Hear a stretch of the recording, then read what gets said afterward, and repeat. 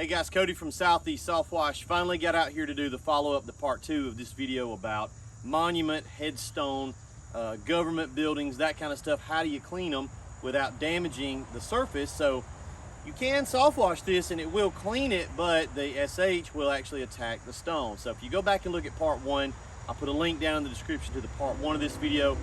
Probably 7 or 8 weeks ago, I came out here with a product called D2 stone. It's a biological cleaner. What it is actually, my understanding, it's an enzyme that will attack the organics without attacking the stone below. So it's the same stuff they clean the White House, Arlington Cemetery.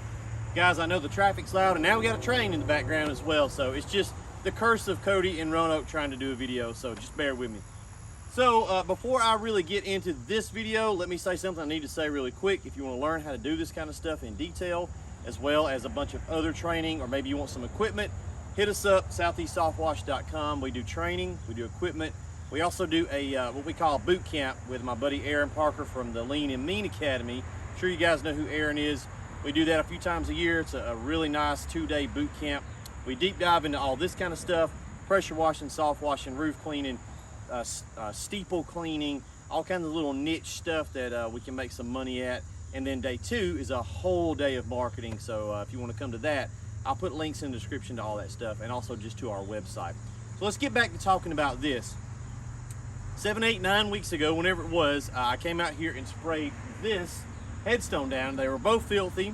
It's pretty neat. It's an old, really, really old 1897. So husband and wife, they both passed away within just a few months of each other. So the headstone, it's a perfect demo.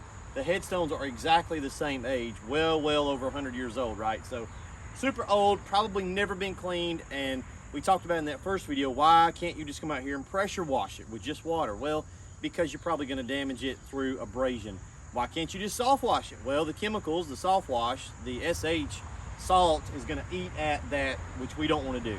Now, I will tell you guys honestly, I have cleaned some government buildings that were granite and stuff like that, and it was okay, but I made sure I rinse, and those buildings were not that old. And so when you get into older stuff that's especially expensive stuff, or stuff that people are really concerned about, you don't want to come out here and put bleach on this, because it will damage it. And besides that, you'll probably kill the lawn around there. We actually did some back there. We're in a big cemetery here about a year ago, and another guy had came out, the maintenance guy had tried to clean them, put a bunch of bleach on it, and it didn't really, you know, damage the stone in a visible way, but it did kill all the grass around there. So just to avoid all that, we just stay away from the SH, and we don't do that on this kind of stuff. We use D2. So there's a couple of them out there, D2 biological. There's a few more, but that's really the popular one. So they use that stuff to clean Arlington, the White House, all that kind of stuff. So that's what you want to use.